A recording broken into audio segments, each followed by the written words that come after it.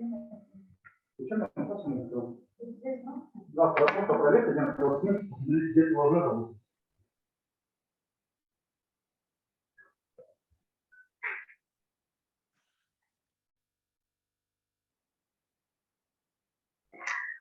to English Without Borders, dear all who are joining us via Facebook or Zoom link. We are so excited to see all of you. And today we have an outstanding speaker, a talented English language specialist, and also coach who is doing a great job within English speaking nation in Uzbekistan. And let me introduce our speaker, Kendra Staley, and she will be talking about open educational resources for English language teaching. Welcome, Kendra, to English Without Borders. And let me give a brief introduction of our speaker. From fall 2022, Kendra Staley will be a doctoral student in education at George Mason University. She earned her MA in TESOL from the University of Washington, Seattle, and a bachelor's degree in English literature from Kansas State University. She has taught ESL, EFL in the US, Guatemala, China, Indonesia, Colombia, Turkmenistan, and Uzbekistan. She has been an English language fellow with the US Department of State, as well as an English language specialist conducting teacher training abroad. Kendra began teaching English because of her interest in cross-cultural understanding and has now been working in the field of TESOL since 2005. Her teaching and research interests include teacher training, curriculum development, intercultural communications, and the use of social media in language acquisition. Kendra has presented at international English teaching conferences and TESOL numerous times, as well as published articles in peer-reviewed journals and online newsletters about English language teaching and material development. And with great pleasure, I'm giving the floor to Kendra Staley. Welcome, Kendra. Thank you so much. Thank you, Nasiba. Good morning, everybody. I am going to go ahead and share my screen so you can see.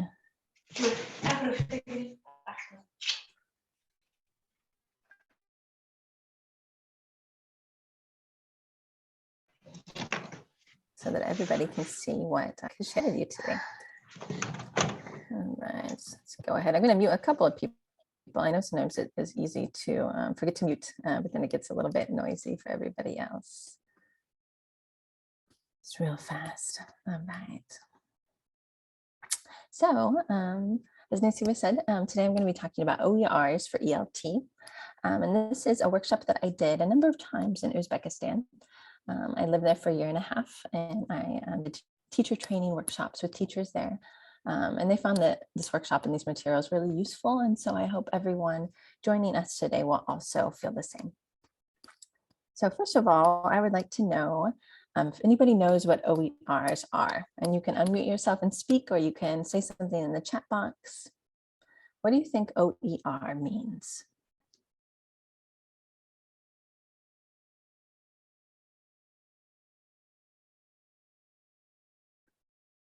Oh, Nasiba knows. Online English resources, good. So that's a good guess. That's really good. Open, yeah, good open. I see it. Fernando, online, they are online. That's true. So it's a really good guess. So everybody knows it's English resources. Okay, let's see if that's true. You guys are really close. You're close. It's actually open educational resources. And then ELT, I bet people know this one. What do you think ELT means? And it's okay to be wrong, right? We're just guessing right now. What about ELT? English language teaching, good. A lot of people know that one. My guess is there's quite a few English language teachers with us today in the webinar. Great. All right. So our objectives today. So we'll talk about what OERs are. And you might notice over here, right, it says open educational resources. And open, that means available to anybody online. Like some people guessed, right? Educational, so these are materials that other teachers have created and used successfully with their students. And that's really nice. It's because you know that teachers created them, they were useful, right? And so it's high quality. And then resources, of course, right? We know materials. We'll look at a few OER examples. We'll examine one in particular, and then we'll talk about how to use and adapt OERs for your classes. So what do you think? What is the difference between use and adapt? If I say adapt OERs, what could that mean? Again, you can put that in the chat or unmute yourself. So it's like change, right? Exactly. Good. Natia knows change. Good. So as teachers, right, we're always changing materials, right? That could be a textbook, right? It could be an activity that we find online or we get from another friend and a colleague. And we think, okay, this is good, but I need to make a few changes to make it more useful for my students, right? Maybe we think, oh, the vocabulary is difficult, so I need to pre-teach vocabulary. Or perhaps we think, this is too easy. I need to make it more challenging for my students. So again, this is something that teachers do naturally, right? Changes that we can make.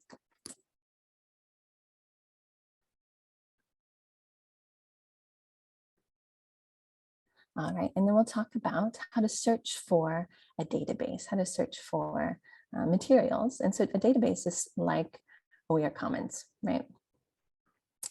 A database could be like Google. There's different databases that we'll use. There's different databases that you can use, and we'll focus on OER Commons today, though. All right, we've got the people talking, change materials, good. Adapt, modify.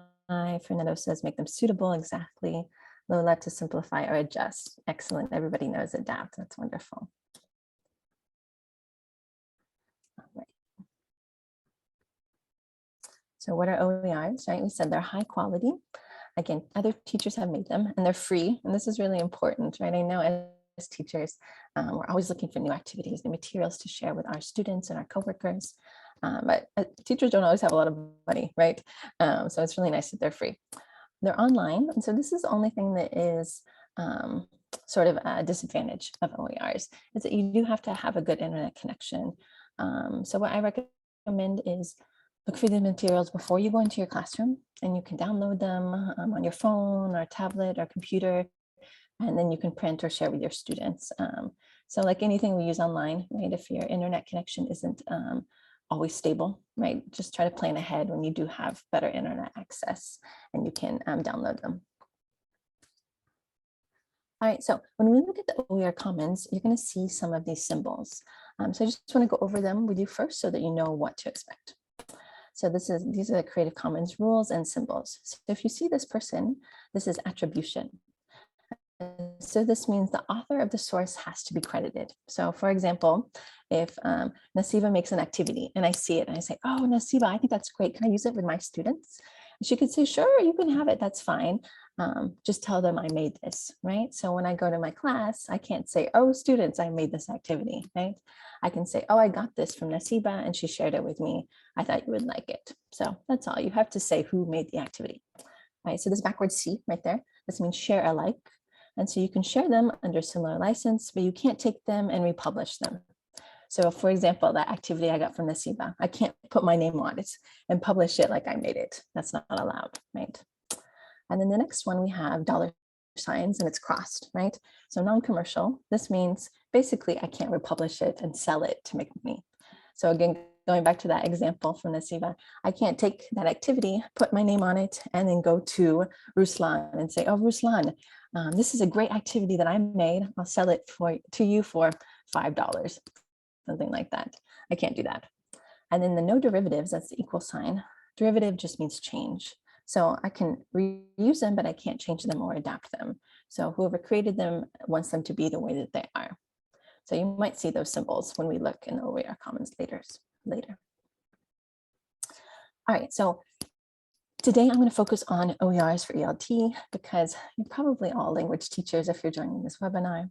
And I'm going to click on this right here. And you can see these are a bunch of OERs. Again, these are free. These are OERs that I have used and recommended to other English language teachers. And you can download them, okay? So I'll show you how to do that. So you come here and you click on this little arrow, and this is in Google Drive. So if you have a Gmail account, it's even easier, but you don't have to have one. So go ahead and click on this arrow, and then you can say download right there, see? And then you can download all of these materials to your phone or to your tablet, your computer. And we're going to look at a few of these more closely today. I'll give you a couple of examples about them, but I just want to show you. So there's some PDFs here. There's a document. There's also, if you come in here, there's audio files. And so you can download audio files to use with your students. I know audios can be difficult to get good audios for students. All right, so I'm going to go ahead and share this with you in the chat.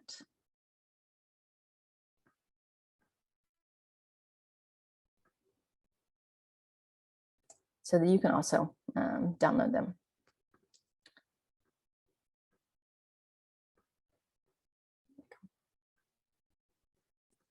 All right, and so those are all of the OERs that I'm going to be mentioning today, and they are specifically for English language teaching.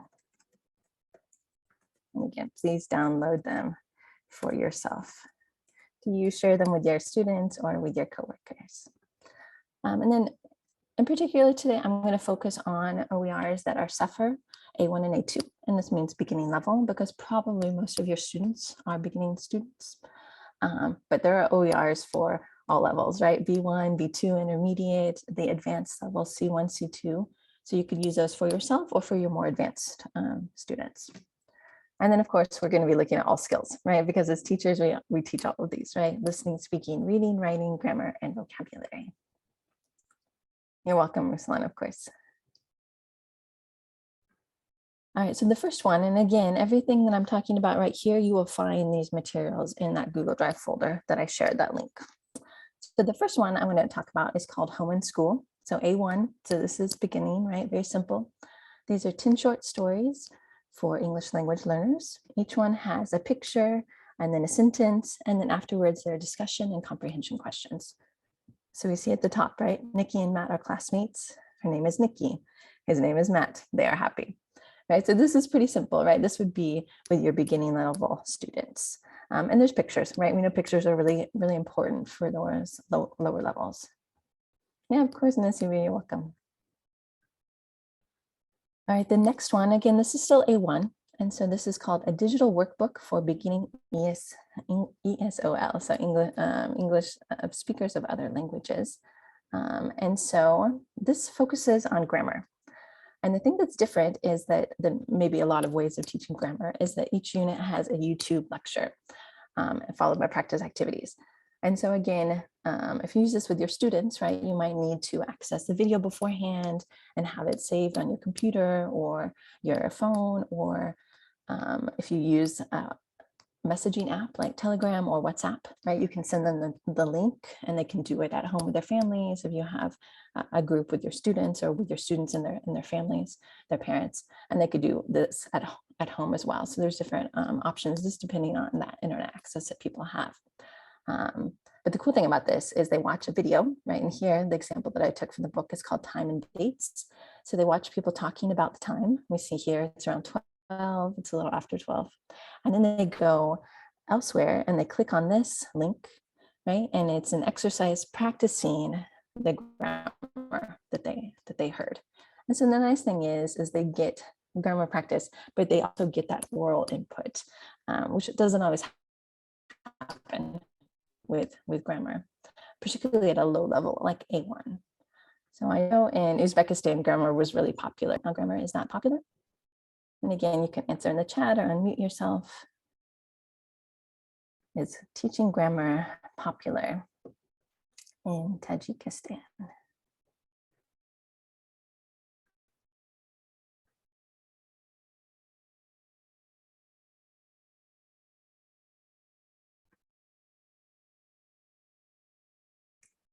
Or perhaps you focus on all of the skills more.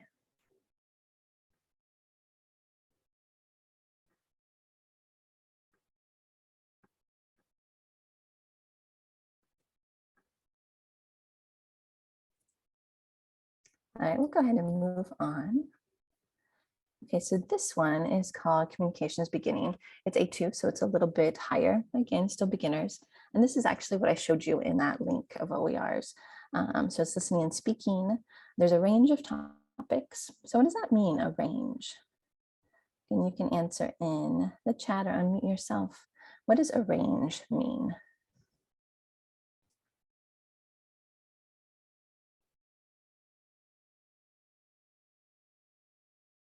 a scope, right? A wide variation, nice, a set. Excellent, Fernando, Gonora. And then this comes with different topics. Excellent, Ruslan. This comes with a vocabulary glossary. So we know vocabulary, of course, right, as teachers, but what does it mean, a glossary?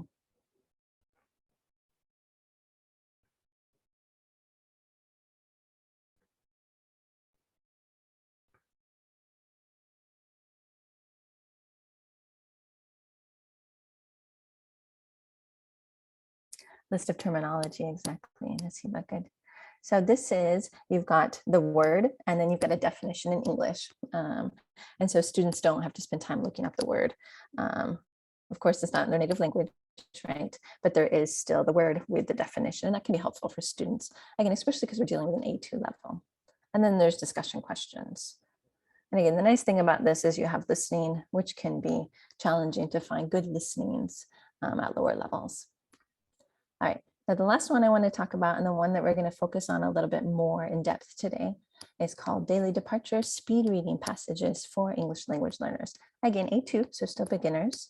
So there's 20 short speed or timed readings. There's 5 comprehensions after each, and this is useful for students who are preparing for TOEFL and IELTS. So I know that IELTS was really popular in Uzbekistan. What about Tajikistan? Is the IELTS popular? Is the TOEFL popular? Are they both popular?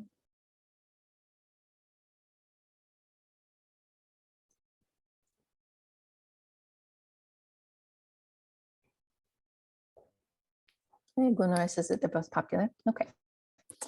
So why do you think it's useful to practice timed readings with your students if they're preparing for the TOEFL or the IELTS? Why would that be helpful?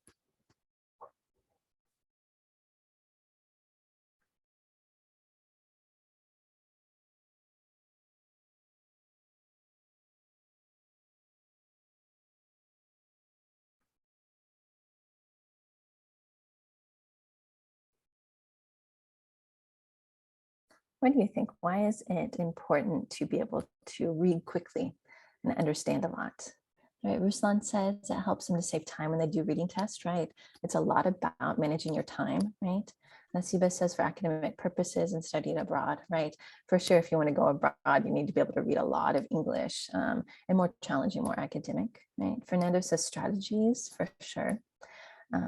Right, so probably some of you have taken the TOEFL or you've taken the IELTS, and you know you have to read, you have to answer questions, and you only have a short amount of time, right? So if you can help your students practice how to do that, where they can read faster, but still understand what they're reading, you're going to help them take the TOEFL and the IELTS and do better on it. And so that's a way to motivate your students also, right? And this is reading for focus, not for fun, for sure. There's different types of reading. I agree, Fernando. Okay, and so this is how you do this. You time students as they read, then you record their time on the graph, and this helps calculate their word per minute. That encourages students to increase their reading speed. So you can see here, there's 10 readings, right? So here you'd write number 1, number 2, number 3. I'm gonna go ahead and drop this file into the chat box because I want you to be able to have access to it. And again, but this is something you'll find in that folder, okay? So you can look at, move this over, you can look at that in the chat right now. I'm gonna give it to you. You can also find it in that Google Drive folder that I showed you earlier. So here's the entire PDF of this speed reading passages, okay? And so you can see here, right? You've got a short reading, and they're all the same length because that's how you can tell if you're getting faster or not, right? It has to be the same word length. And then you can see here, there's 5 questions at the end. And they're fairly simple. Again, this is A2 level, so probably as the teacher, you know the answers, but if not, you have the answers here, okay? And again, these materials are OERs that I'm sharing with you, so the teachers made them to share with other teachers like yourself. And then the last page here that you'll see is what I showed you on the PowerPoint, but it's a little bigger. It's a little easier to see here, I think. All right. So this is what you do. So I would suggest that you print one of these sheets per student and probably keep it with you in your classroom if you have a folder per class if you have to move around. I know in Uzbekistan, a lot of teachers have to move classrooms because there's not enough space. And so they have to take materials with them. So maybe you would keep this and take it with you. You would do a different reading, say, week 1, you do the first reading, week 2, you do the second reading. And then so you do this over 20 weeks, right? Maybe every Monday you do this with your students. So here you would write number 1, write number 2, this is for the reading. And then you time the students. And you can do this a few ways, right? If you have a watch, you can use a watch and then just walk around and show students when they finish, right? I like to use my phone as well. I find that really useful. So if you have like a timer setting on your phone, you can do that and just push start. You can do that online, and I will show you that. I'll send this link to you. This is just an online timer, and this is what I'm going to use with all of you in just a moment when you practice being a student. All right, and so you see here, right? I would just say everyone has their reading. I'd say, okay, 1, 2, 3, go.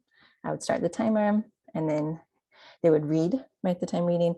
And then when they finish, they look up and maybe it says a minute or 2 minutes or a minute and 30 seconds, and they would write that on their paper. Okay, so let me go ahead. I want to share that website with you. And it's free. Again, it's online. So you've got multiple ways, right, where you can time your students, depending on what materials you have, what resources you have. Okay, so you time students, and then maybe the first time it takes them 3 minutes. That's fine, right?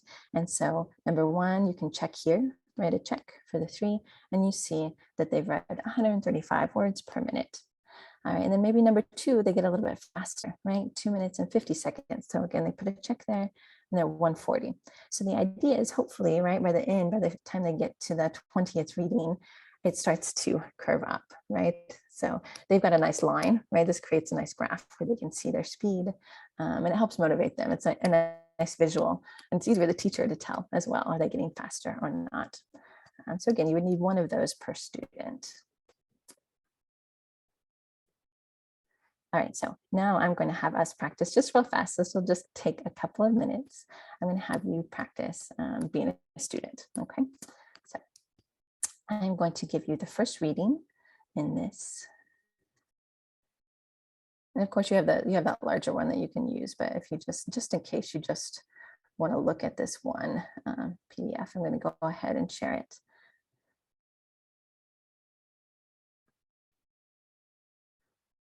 All right, so I'm going to go ahead and give you speed reading number 1. Okay. And so if you have downloaded that from the chat, it's going to look like this. Again, you all have access to it in that Google Drive folder that I shared.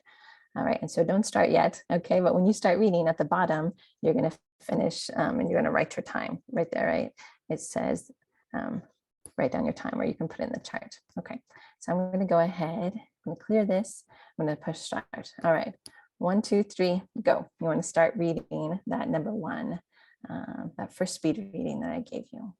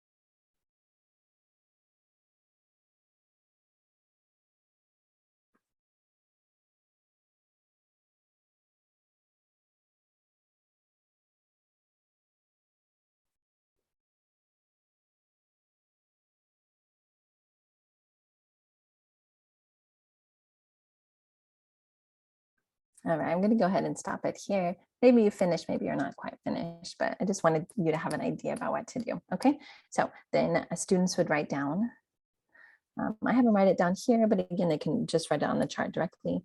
And then they would go to the next page and answer the questions. Again, they're fairly simple questions because they're for beginning students. And does anybody have any questions about how to do a timed writing or timed reading or speed reading with your students? Or perhaps you're familiar with using them. Again, you can put any questions or comments you have in the chat.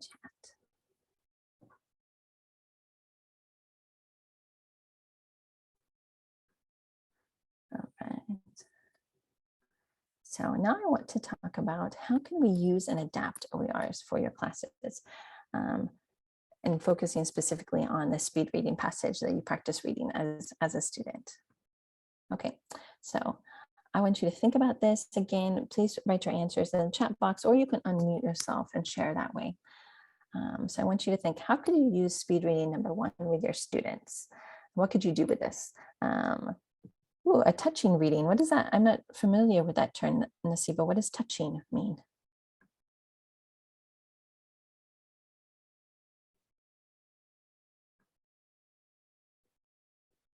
And then also, how could you use it to teach other skills? So don't just say reading, right? We know reading. Oh, it touches feelings. Okay, so what sort of emotions does this bring up? Okay, nice. That's nice. I haven't heard of that before. That's a great idea. And so how could you use this reading to teach writing or speaking or listening or vocabulary or grammar? Again, particularly in an EFL context where we don't have access to a lot of English language teaching materials, we have to be creative, right? So you have one short reading, there's a lot that you can do with it. So what else could you do with this reading aside from just speed read, right? So we've got talking about the feelings, right? What else? How could we use this for vocabulary or for grammar? What do you think, for listening or speaking or writing?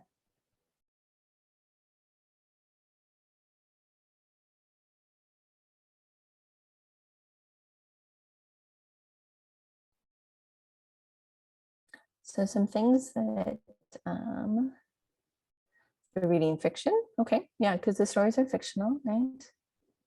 Okay, nice, Ruslan. So Ruslan is saying the students read and then they write a short summary. Exactly, right? Summaries are really great way to see if students have understood what they've read.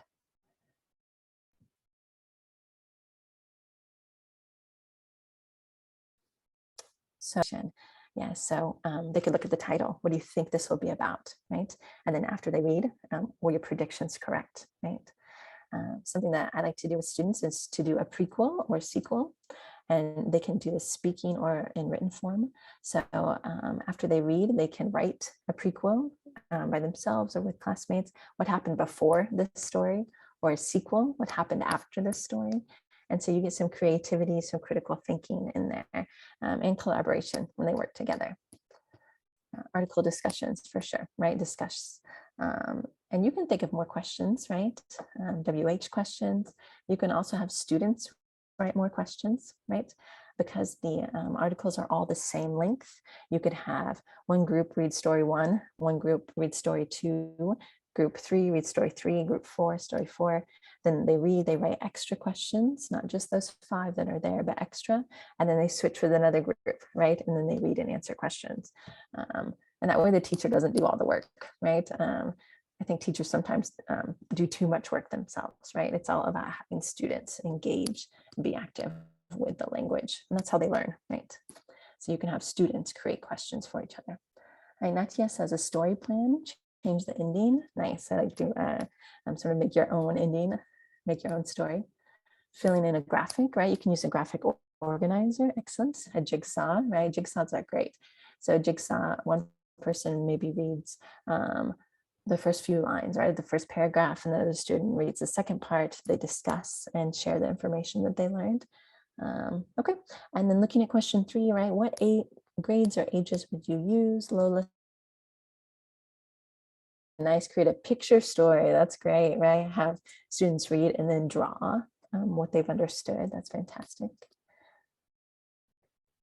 Yeah, another thing for speaking that I think is really fun is have students act out the story, right? So they read, and again, you can assign different stories to different students. This could be done after you read all 20 of them, right? Or you could divide them up. And then one group stands up, performs the story, and then other students have to tell them if they missed some detail from the story, if they've all read the story, or if they haven't, right, then afterwards they can read the story and discuss how their classmates performed that story.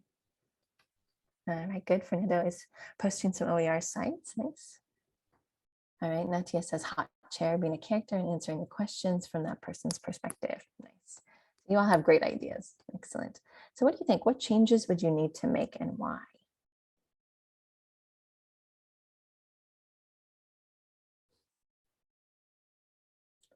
Would you make any changes to this speed reading for your students?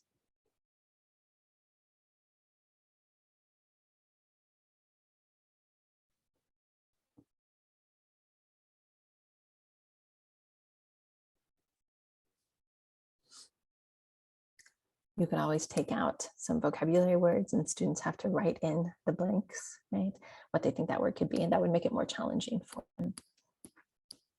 A grammar thing is you could have students, circle all the present tense or change all the present tense to past tense. That would be a grammar activity you could do with this.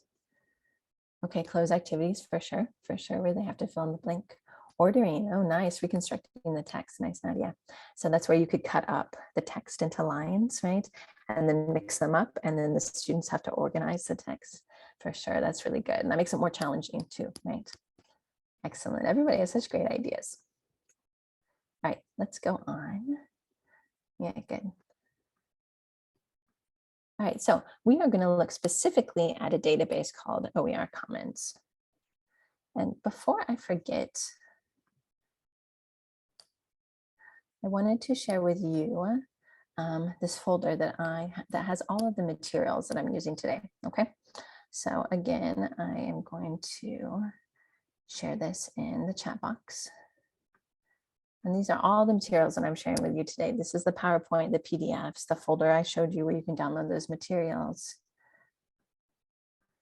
Nice. Nice. Sense inferring questions, right? Inference, that's really good.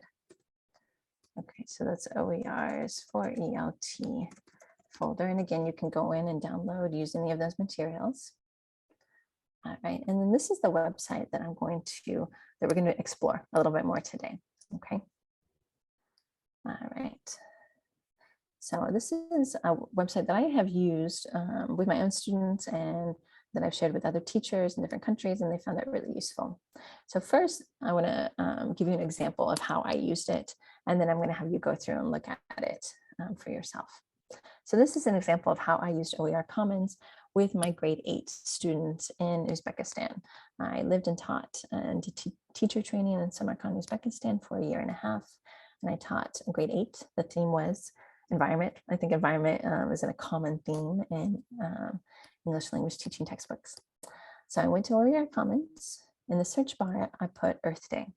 And it's an international event that celebrates ways people protect their environment. In the subject area, I put English language arts because we're English language teachers.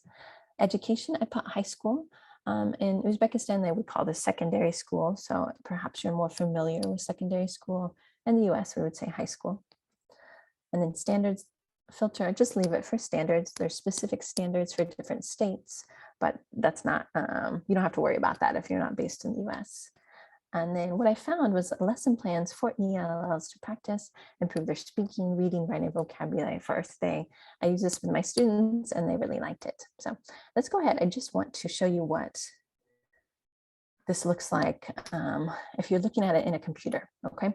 So again, here I put, we see Earth Day. All right, let me come here and we say English language arts. Come here again, I would say high school. Just leave standards and then click search. So there's only 2 results. Sometimes there's a lot here. There's only 2, but luckily there was a lesson plan that was really useful for my students that I could use. Okay, you have to do a lot of clicking. Okay, so I just want to point out here, make sure you don't click. If you just click on that, nothing happens. Okay, you have to do extra steps. So don't click on the box. You want to come and click on the words. And then here, there's a description, right? And so I read the description and thought, oh, that looks useful for my students. Then I clicked view resource. And then here, there's a lesson plan idea. So there's different materials depending on what the teacher used. There could be PowerPoints, there could be docs, Word docs, there could be PDFs, there could be videos, there could be pictures. It just depends on what the teacher has used and uploaded. So this teacher, Joanna, she put a lesson plan and then she has links to different materials. So she talks about some photos that you could use. And then she does the warm up, the discussion, reading and writing, the assessment. And so again, I read through this and I thought, oh, this would be really useful for my students. And I got some good ideas from this.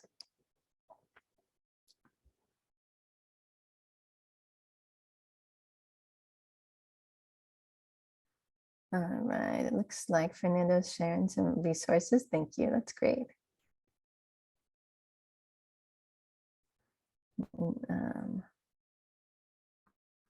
Okay. Okay, but then we always have to think about adapting, right? So I told you I found that material, I thought it was really great, but I had to adapt it for my class. And you'll find that not all activities are useful, right? You don't have to use every single thing that you find. So for example, in Uzbekistan, the idea of visiting a local recycling center wasn't applicable because they don't have local recycling centers. They have people that come to the trash and they take out the recycling, like the bottles, the glass, and then they take it somewhere and sell it, and that's their job. So I knew I couldn't use that. However, I could have students bring in clean and empty plastic bottles to repurpose as plant holders. So like Fanta or Coke, right? After you drink the plastic liter, then you cut it off and then you could use that as a plant holder. And then this is also a way to promote recycling, right? And it also connected to Uzbek's cultural love of plants and flowers. In schools in Uzbekistan, there's lots of plants and flowers. It's really beautiful. They have a love of nature there. And then that would increase student engagement.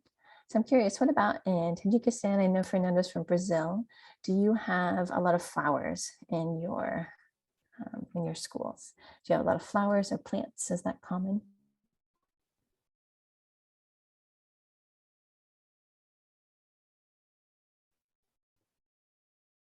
And Fernando says yes.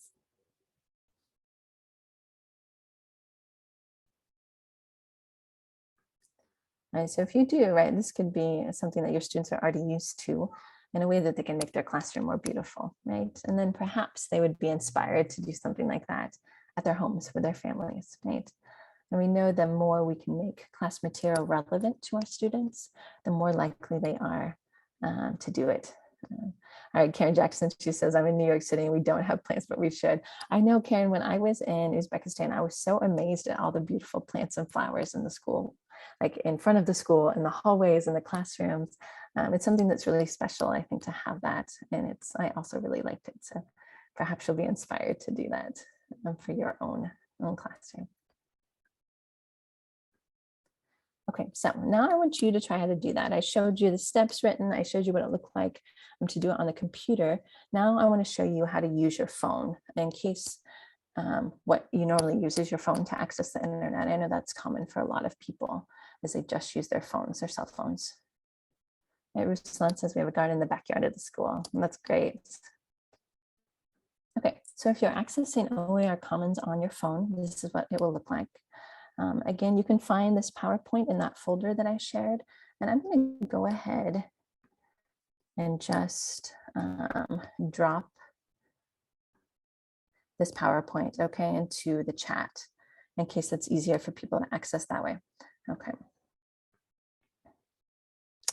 All right, so that the PowerPoint is loading.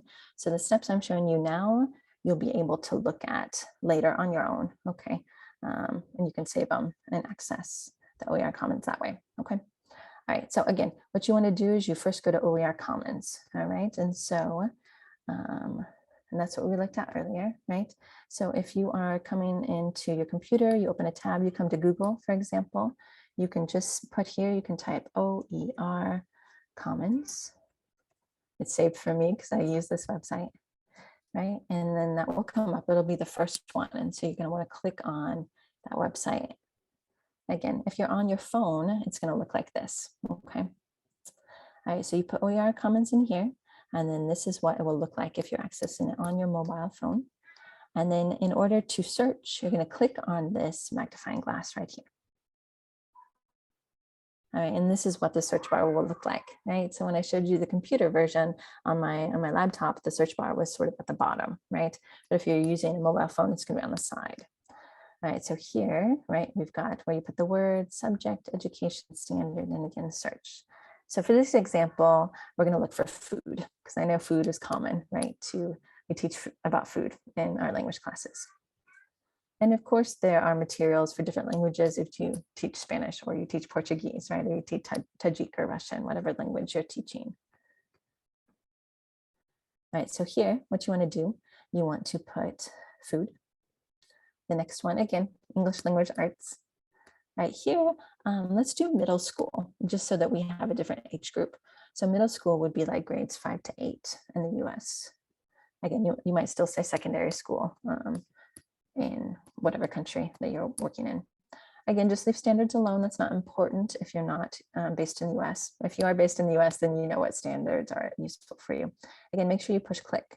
And it's really important that you fill in all of these fields, because if you don't put in something, you could end up with like thousands of resources to look through. And that takes a lot of time, particularly if your internet access isn't super stable. So make sure that you have all of these filled in and you click search. All right, and so what came up was 26 results. And then you have to scroll through. So you want to scroll down your phone. Here is only 26, which is nice. And then choose one that looks interesting. So I thought this looked interesting, and it talks about US versus UK English, but focusing on food. And I thought, that could be useful, right? A lot of people in Uzbekistan study British English, but they're also interested in American English. And so we can talk about the differences. And of course, you'll find some resources that aren't useful for your situation, and keep looking, right? It just takes some time, okay? Just like anything. So be patient, right? Make sure you've got some time to look through and see what other teachers have created. And I promise you're gonna find some good materials. Okay, so when we clicked on, again, make sure that you click on the words, right? If you just click on that little box, there's extra steps you have to do. So make sure you click on those words. And then we're going to see view resource here. So you want to click on the button. Again, there's a lot of clicks you got to do. And then here we see 1 of 3. So that means there's 3 pages that we have to look through for resources. Now the first one, it just shows us that there's something there. This is a PowerPoint slide. So make sure to click next. And again, you have access to these slides, these steps on that PowerPoint that you can refer to later. All right, then we have 2 of 3, right? And here, we see at the bottom, right, there's a resource, okay? And so this is an American English and British English PowerPoint, okay? So if you think you'd like to use this, if you want to look at it, you have to download it. So you want to come over here and click on the PowerPoint, the PPT symbol there, and then click next. And then we're on 3 of 3, okay? And this is information gap, close activity, fill in the blank, and it's a Word document, okay? It's a pancake recipe. And again, click on it to download. Okay, so I just want to show, in case you're not able to look at this and access that at the same time. Oh, good for Nan. I'm glad you find it useful. Yeah, it's a really great site. So I just want to show you those two resources that we found, right? So this is the PowerPoint that this teacher put up. All right, and so talking about different versions, right? And then we have spelling, right? So I'm sure you know this, right? Color for Americans with the OU, the British English, which actually a lot of times is influenced by French. Of course, they're close, right? They're neighboring countries. All right, and then pronunciation. All right, and then we look at the words, right? And so on the left-hand side is the American English. So we would call this arugula. I love arugula personally. And I know the Russian word is very similar to that. And then British English, they would say rocket. And then you flip through, right? There's French fries in America, chips in the UK, and then there's more and more. All right, again, you can go ahead, you can look through these closer on your own. Okay, And then this teacher created a breakfast menu, okay? I'm talking about the two different breakfasts, right? American versus British. All right, and then she has, or he or she has a pancake recipe. And so let's go ahead and look at that. And again, if you downloaded this on your own, or you can later, you can save it to your phone or to your computer. Okay, so we have a recipe and pancakes. I know in Russian, like belinis, right? Maybe you call them that in Tajikistan as well. So we have some fill in the blank gaps here, okay? So recipe A, the student one has this, and then they have to read through here and put in the information. They have to label the instruments here, all right? And then you have student B, okay, and they have the same thing. They have to fill in the information, they have to label the utensils, then the master, that's for the teacher, right? They have the answers, all right. Then you have the British, and this pancake, which actually looks a lot more like a bellini or a crepe, right? Like the French would do. And same thing, they have to fill in the information based on the directions, label, and they'll see that some of the instruments are different, right? And then same thing for person B. And then again, the teacher has the master recipe. All right, so what do you think? Could you use those activities with your students, the food activities?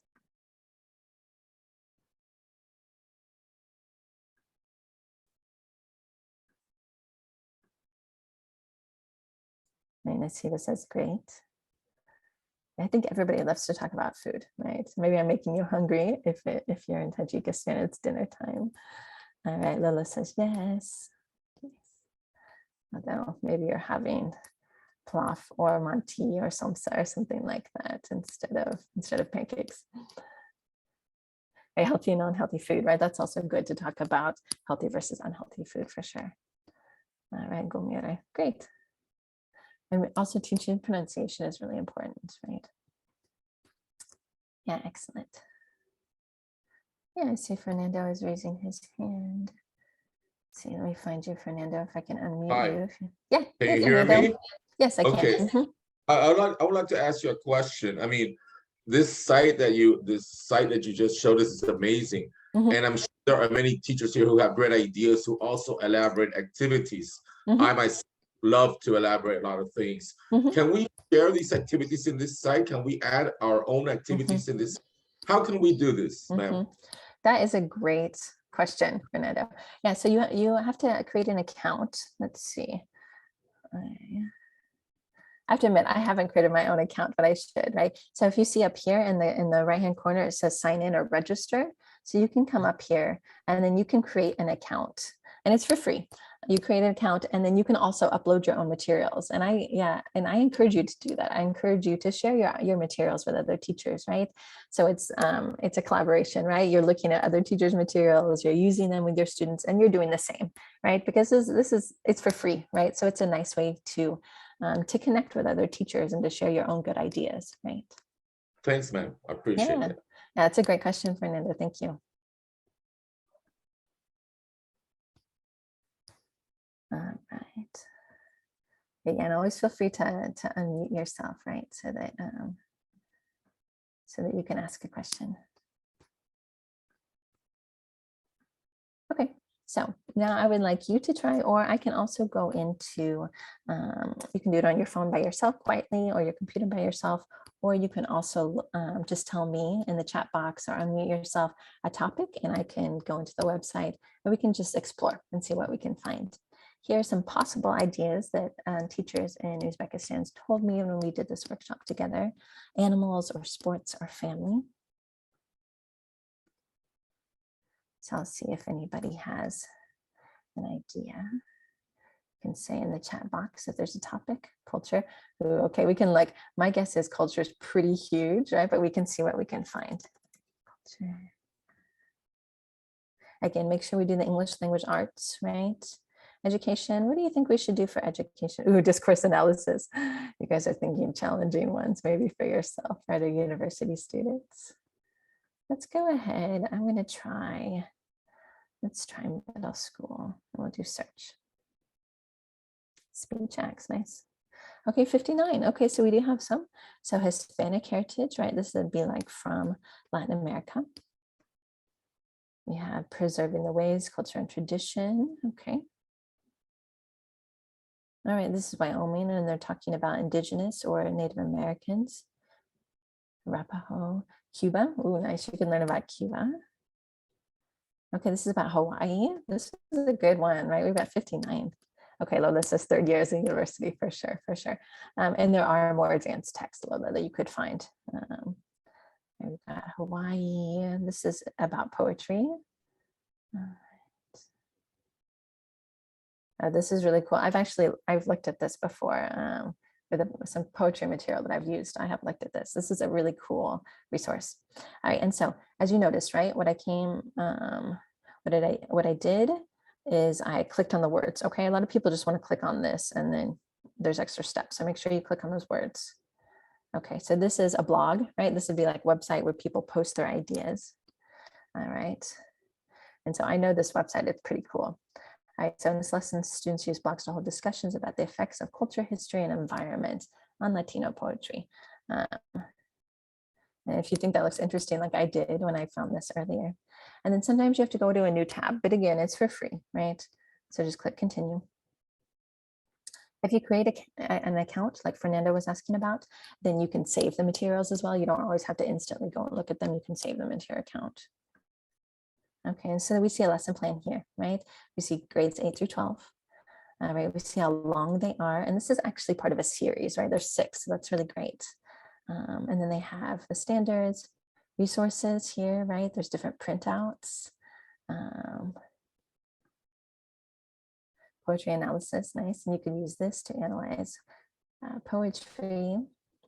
I've actually adapted this worksheet for a lesson plan before. So again, you just go through and you can check out the different materials. And again, these are all materials that other educators like yourself have put out there to share. And of course, please feel free to add your own, right, to share. And here's some references that you'll find. So this is an article that a good friend of mine wrote. So all of those OERs that I showed you in the Google Drive folder that you can download actually came from Katie. And then I wrote an article about this, about how to use OER Commons because it's so great, right? Okay, and if you have any questions, of course, you can message me. I'm on Telegram, I'm also on WhatsApp. You can email me. And there's no limits. Yeah, there's no limits, not yet. And then Ruslan, you can upload your own materials exactly to share with other teachers. You just have to create your own account up in that right-hand corner, like I showed Fernando, right? So if you come back here to the first page, right? It says sign in register, if you can see right there. And that's where you're going to create your account. And then you can upload your own materials and it's all free, right? Which is the important thing, right? It's all free. The only catch is you need to have internet access. So for sure, Ruslan, please upload your own materials. And there's no limits, no limits.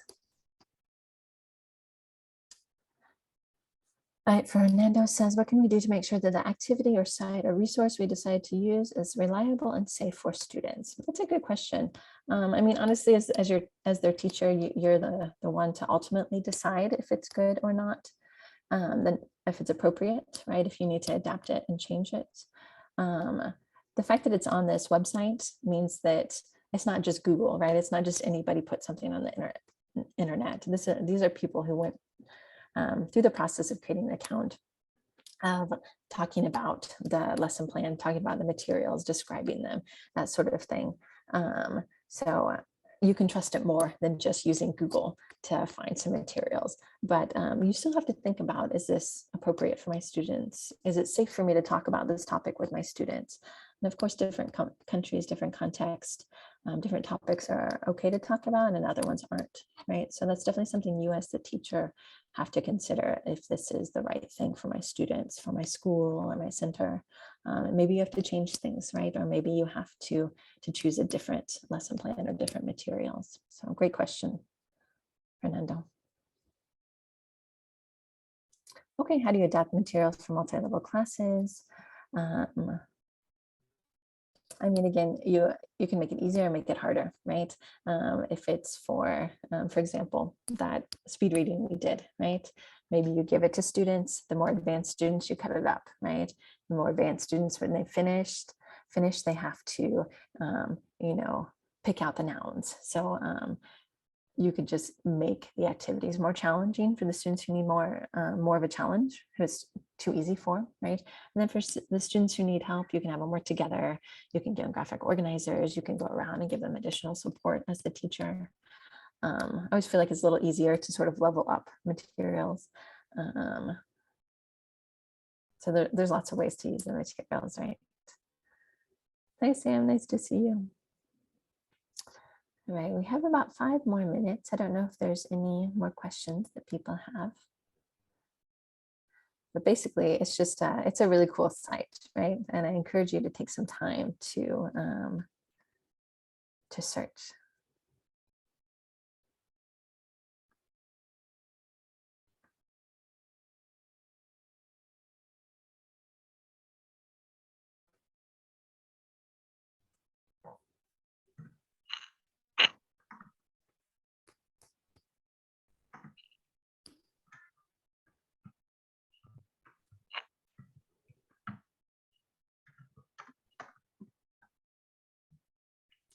Okay, so Kitty says, was about setting goals. Okay, let's see what we can find. It's a good question.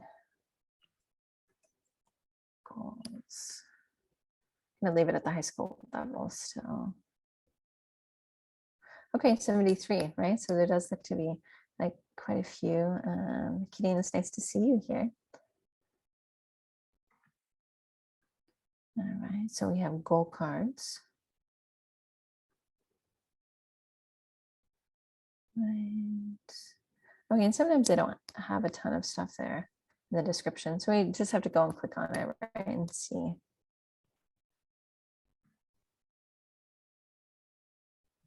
Okay, prepare students to become more self-directed and successful learners. A goal card. Okay, so it looks like how to use goal cards during the school year. The SMART, so specific, measurable, attainable, realistic, or time bound. Okay, so maybe this would be useful.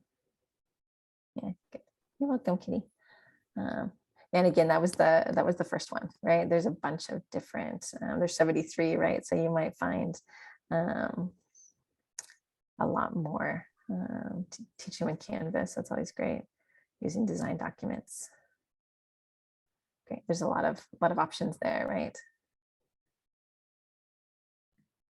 Right, so Nasiba asked, any lessons learned or success stories to be shared while working in Uzbekistan and using OER there? I did use OER for that environmental lesson, and students liked it. I know when I shared this with teachers, they were just so excited to find something that was free and good quality to use their materials.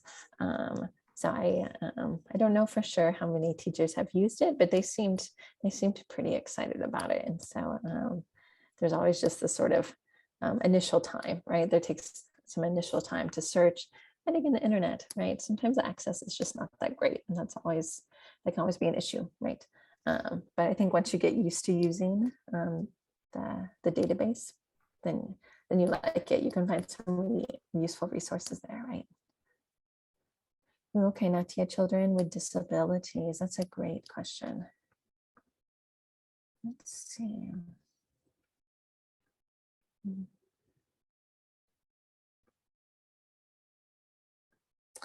Let me see. I will put.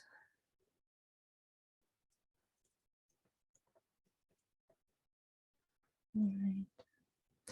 Okay, there's 6. So this is Americans with disability. Seems pretty interesting. So there's hands-on activities.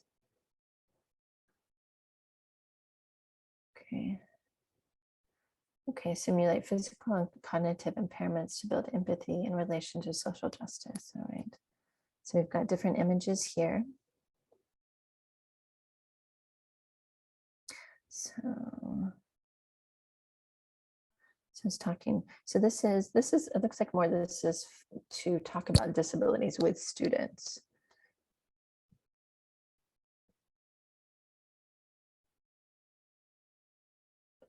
All right. Building empathy, respect, and understanding. Okay, modeling different disabilities.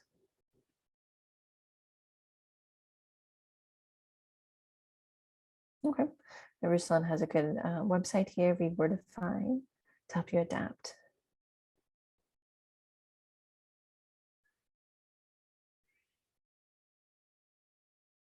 Hi, Sam. Yeah, this is going to be posted on their YouTube video on Facebook, so you'll be able to access it different ways. Okay, you can also send me a Telegram message, Sam, and I can send you the link.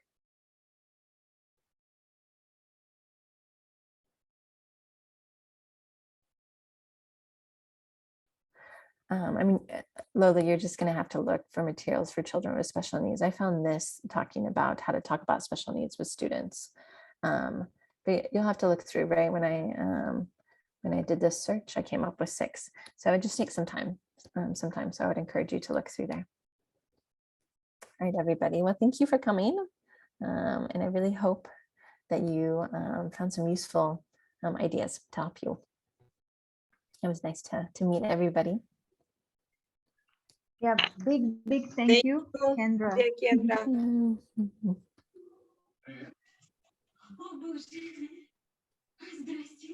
Yeah, thank you so much, Kendra, for such a great presentation. Like, now the teachers received one more great